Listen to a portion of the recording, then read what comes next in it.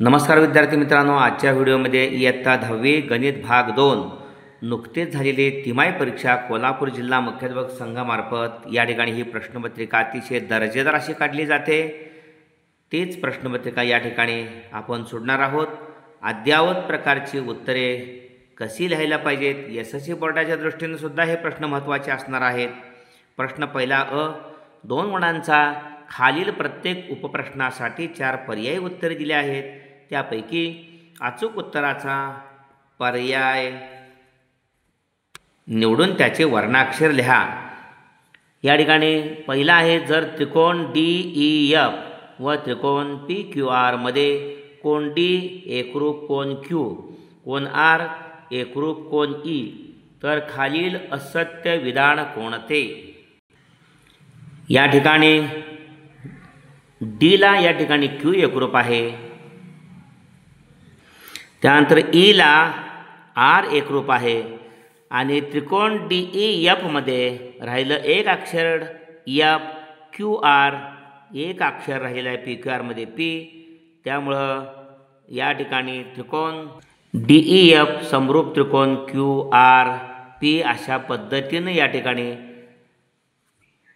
शिरोबिंदूमधली एकाशी एक संगती असणार आहे। त्यामुळे DE भागिले QR बरोबर EF भागिले RP बरोबर पहिलं तिसरं DF भागिले QP। या ठिकाणी पहिलं AC आणि D या ठिकाणी याच्याशी संगत आहेत पहा। EF भागिले PR, EF भागिले PR इथं आहे EF भागिले PR आणि DF भागिले PQ, DF भागिले PQ, DF भागिले PQ आहे।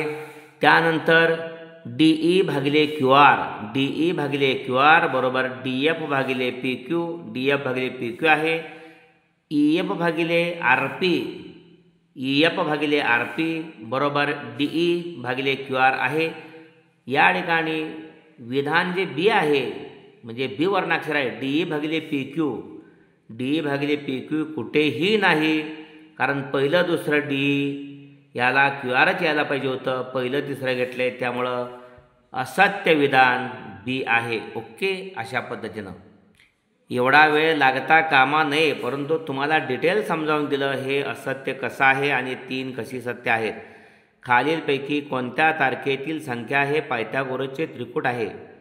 या ठिकाणी 15, 8, 17 हे पायथागोरसचे त्रिकूट आहेच। 15चा वर्ग 225, 8चा वर्ग 64, या दोघांची बेरीज 289 आणि 17चा वर्ग सुद्धा 289 आहे।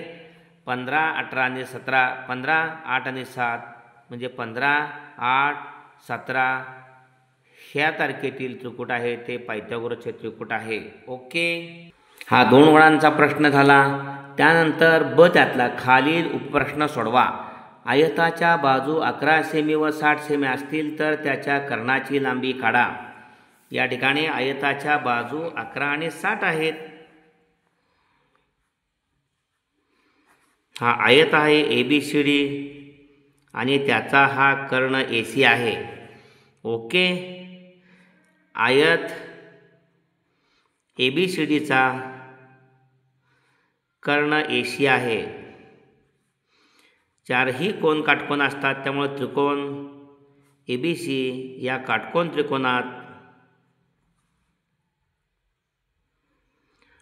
पायथागोरसच्या प्रमेयानुसार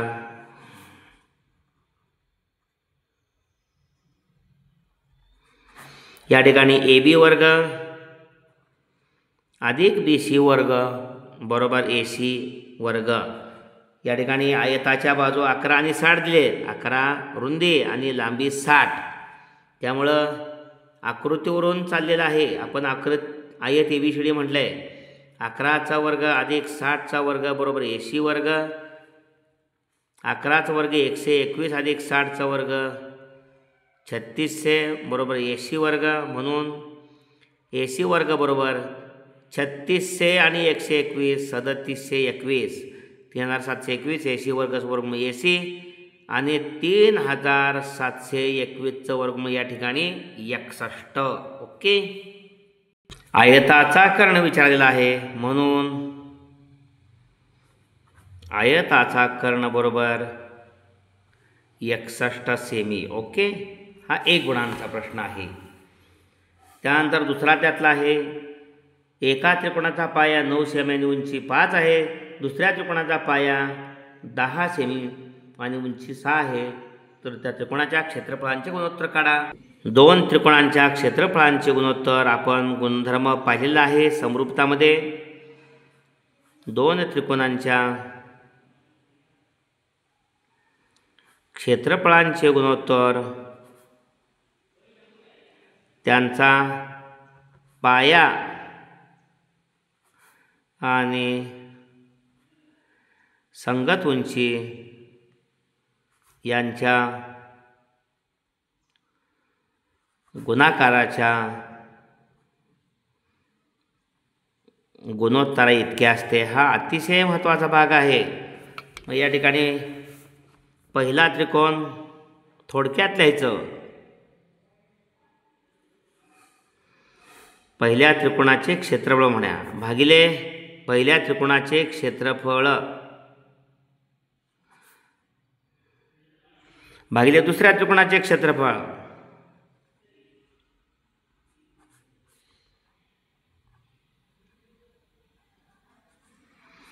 बरोबर. पहिल्याचा पाया 9 आहे, उंची 5 आहे. दुसऱ्याचा पाया 10 आहे आणि उंची 6 आहे. पहा, 2 त्रिकोणांच्या क्षेत्रफळांचे गुणोत्तर म्हणून पहिल्या त्रिकोणाचे क्षेत्रफळ भागिले दुसऱ्या त्रिकोणाचे क्षेत्रफळ बरोबर पाया गुणले यांच्या गुणाकाराचा गुणोत्तर घेतले. 9 गुणले 5, पहिल्याचा पाया 9, उंची 5, दुसऱ्याचा पाया 10, उंची 6. 5 एके 5 दुने 10, 6 न 3 दुने 6 आणि 3 त्रिका 9, 3 वरती खाली 4, 3/4. ओके, पुन्हा लिहा. पहिल्या त्रिकोणाचे क्षेत्रफळ भागिले दुसऱ्या त्रिकोणाचे क्षेत्रफळ बरोबर 3/4. म्हणून त्या त्रिकोणांच्या क्षेत्रफळांचे गुणोत्तर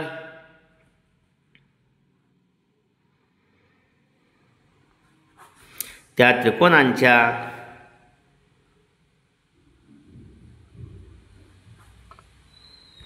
तिनास 4 आहे. म्हणून त्या 2 त्रिकोणांच्या क्षेत्रफळांचे गुणोत्तर 3/4 आहे. हा 4 गुणांचा प्रश्न पहिला झाला. प्रश्न दुसरा, एक कृती पूर्ण करा. आकृतीत दिलेल्या माहितीवरून ए बी आणि ए सी काढण्यासाठी कृती पूर्ण करा.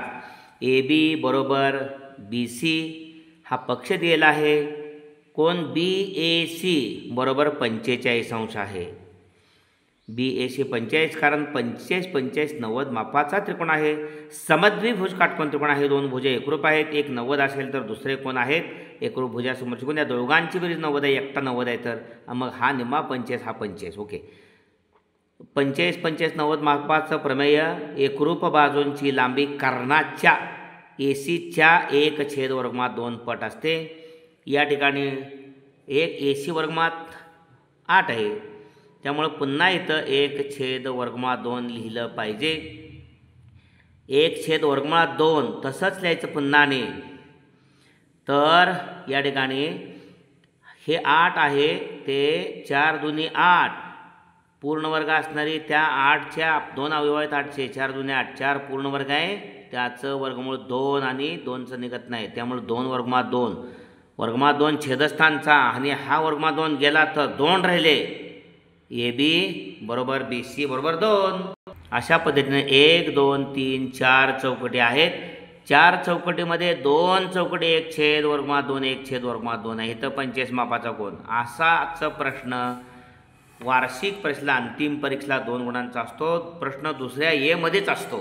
त्यामुळे याचे मार्क्स आपल्याला मिळणारच.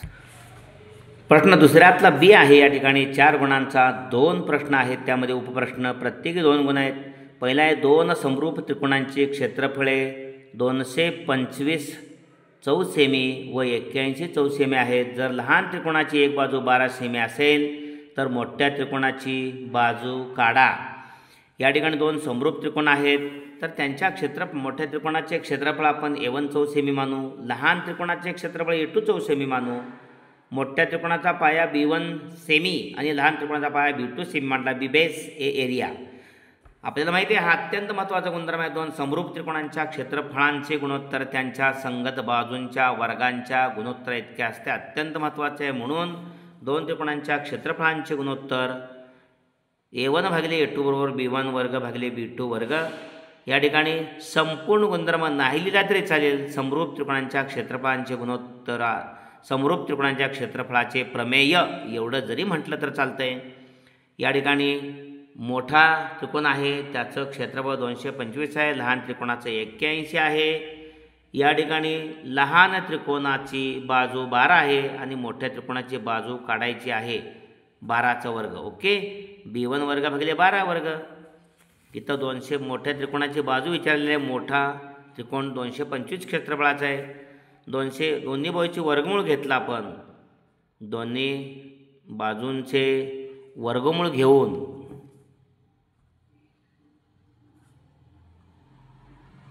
B1 वर्गाचं वर्गमूळ B1 12 वर्ग त्याचं वर्गमूळ 12 आणि 225चं 15 आणि 81चं 9. ओके, त्यामुळं B1 बरोबर 15ला गुणिले 12 त्याला भागिले 9. 3 त्रिक 9, 3 चौक 12, 3 एके 3, 3 पाचशे 15. B1 बरोबर 5 चौक 20 सेमी. त्यामुळं मोठ्या त्रिकोणाची बाजू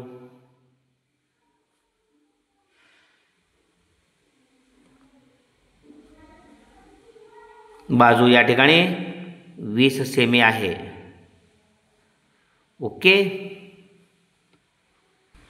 दुसरा प्रश्न आकृतीमध्ये कोन MNP बरोबर 90 अंश, कोन MNP बरोबर 90, NQ लंब आहे MPला. MQ बरोबर या ठिकाणी MQ दिले आहे 9, QP दिले आहे 4, NQ काढायचे आहे भूमिती मध्याच्या गुणधर्मानुसार.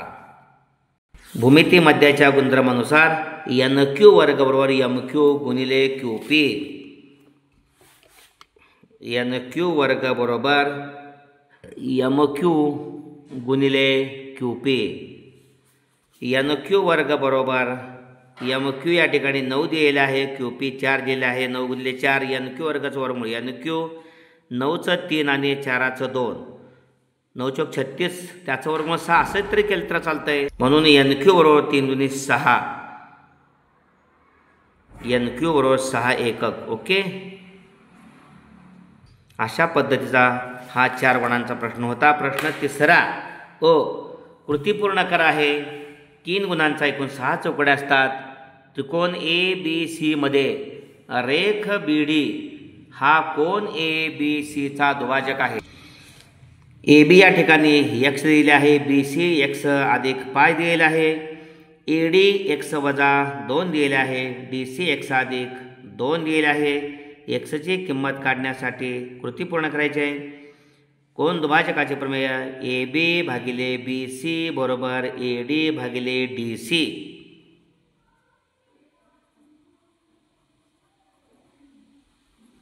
कोन दुभाजकाचे प्रमेय. ओके, किमती काढलेल्या आहेत. AB x आहे, BC x अधिक 5 आहे, छेद या ठिकाणी AD x वजा 2 आहे, छेद x अधिक 2, x वजा 2 छेद x अधिक 2, तिरकस गुणाकार x ला x अधिक 2 आणि x वजा 2 ला x अधिक 5 आहे. ही दुसरी चौकट. x गुणिले बाहेरच्या पदार्थाच्या पदार्थ गुणायचं, x गुणिले x वर्ग अधिक 2 गुणिले x 2x बरोबर या ठिकाणी x अधिक 5 पहिल्या कंसात, दुसऱ्या कंसात x वजा 5चा विस्तार x वर्ग वजा 2x अधिक 5x वजा 10 आहे. x वर्ग 5ने x ला गुणलं 5x, त्यानंतर या ठिकाणी अधिक 5ने x ला गुणलं 5x आणि 5 गुणिले वजा 2 वजा 10 अशा पद्धतीनं हा विस्तार आहे.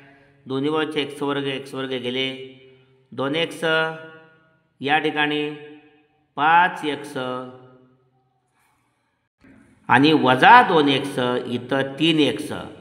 x वर्ग गेल्यानंतर पलीकडं 5x म्हणून 2x गेले, 3x वजा 10. हा 3x हा 2x पलीकडे गेला समजा, 3x वजा 2x 1x उरला आणि वजा 10 मागे घेतले त्यामुळं अधिक 10.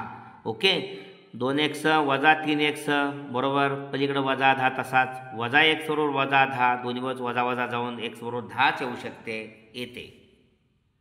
अशा पद्धतीनं हा 3 गुणांचा प्रश्न आहे. प्रश्न तिसऱ्यातला ब आहे. त्रिकोण ABC मध्ये रेख AB 10 रेख AC बरोबर 7 BC 9 तर C बिंदूतून AB वर काढलेल्या मध्यगेची लांबी किती. लगेच आपल्याला लक्षात आलं पाहिजे की अपोलो नियसचे हे प्रमेय आहे. प्रश्नानुसार आकृती काढलेली आहे. ABC हा त्रिकोण आहे. C बिंदूतून AB वर काढलेली जी मध्यक आहे तिची लांबी काढायची आहे. AC 7 दिलेली आहे. AB या ठिकाणी 10 दिलेले आहे आणि BC 9 दिलेले आहे. या ठिकाणी त्रिकोण ABC मध्ये AD CD ही मध्यक आहे. CD ही मध्यक आहे.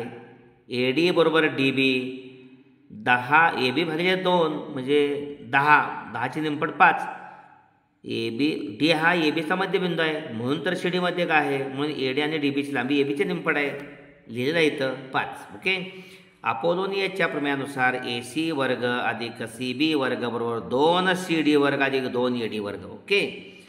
मध्यगा ज्या शिरोबिंदूतून टाकलेले आहेत तो कोण AC आणि CB या दोन बाजूने तयार झाले त्याच्या वर्गांची बेरीज एका बाजूला दुसऱ्या बाजूला मध्यगेच्या वर्गाची दुप्पट अधिक या ठिकाणी मध्यगा AB वर आहे आणि AD किंवा DB त्याच्या एका तुकड्याच्या वर्गाची दुप्पट लिहिला AC वर्ग अधिक BC वर्ग बरोबर 2AD वर्ग अधिक 2CD वर्ग यानुसार. ओके.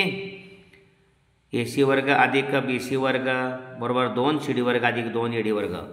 किमती घातलेल्या आहेत. AC 7 आहे 7चा वर्ग BC 9 आहे 9चा वर्ग 7 वर्ग अधिक 9 वर्ग 2 गुणिले AD आत्ताच आपण 5 काढलेले आहे 5चा वर्ग अधिक 2CD वर्ग 7चा वर्ग 49 9चा वर्ग 81 5चा वर्ग 25 गुणिले 2 50 49 अधिक 81 130 बरोबर 25 गुणिले 2 50 130 बरोबर 50 अधिक 2CD वर्ग 50 मागे घेतले 130 वजा 50 बरोबर 2CD वर्ग 130 म्हणून 50 गेले 80 उरले. CD 2CD वर्ग बरोबर 80 CD वर्गाला गुणिले 2 पलीकडे भागिले 80 भागिले 2 40 CD वर्ग बरोबर 40 CD वर्ग बरोबर पूर्ण वर्ग असणारी संख्या 40च्या अवयवामध्ये 4 गुणिले 10 लिहिता येते. CD वर्गाचं वर्गमूळ CD 4चं 2 वर्गमुळात 10 तसंच 10चं वर्गमूळ निघत नाही म्हणून CD काय आहे तर मध्यक आहे म्हणून मध्यगेची लांबी 2 वर्गमुळात 10 सेमी. ओके. या ठिकाणी प्रश्न चौथा आहे 4 गुणांचा. प्रश्न तिसऱ्यातला बी झालेला आहे. प्रश्न चौथा शेवटचा 4 गुणांचा. आकृतीत PA रेख PA रेख QB रेख RC आणि रेख SD हे रेषा EDला लंब आहेत. रेख या ठिकाणी PA रेख QB रेख RC रेख SD हे या ठिकाणी रेषा EDला लंब आहेत. साहजिकच ते एकमेकाशी समांतर असणार आहेत. एकाच रेषेला लंब असणाऱ्या रेषाकडनं समांतर असतात. AB 60 BC 70 CD 80 PS 280 तर PQ QR आणि RS काढायला सांगितलेले आहे. AB 60 आहे BC 70 आहे CD 80 दिलेले आहे आणि संपूर्ण ही PS दिलेली आहे ती 280. ओके. एवढी माहिती दिली आहे. आकृतीमध्ये या ठिकाणी रेख AP समांतर रेख QB समांतर रेख RC समांतर रेख SD लिहिलेलं आहे कारण एकाच रेषेला लंब असणारे हे रेषाखंड आहेत. आपण 3 समांतर रेषा आणि छेदिका यांच्या गुणधर्मानुसार आपल्याला माहिती आहे हा PQ आपण एक समानला तर PQ भागिले QS बरोबर AB भागिले BD लिहू शकतो आपण. म्हणजे PA समांतर QB समांतर SD म्हणजे PQ भागिले QS बरोबर AB भागिले BD. ओके. या ठिकाणी PQ आपण एक समानले तर संपूर्ण PS या ठिकाणी 280 दिले आहे. या ठिकाणी साहजिकच PQ एक समांतर QS 280 वजा 1 लिहिलेले आहे. ओके. अशा पद्धतीनं आणि AB या ठिकाणी 60 दिलेले आहे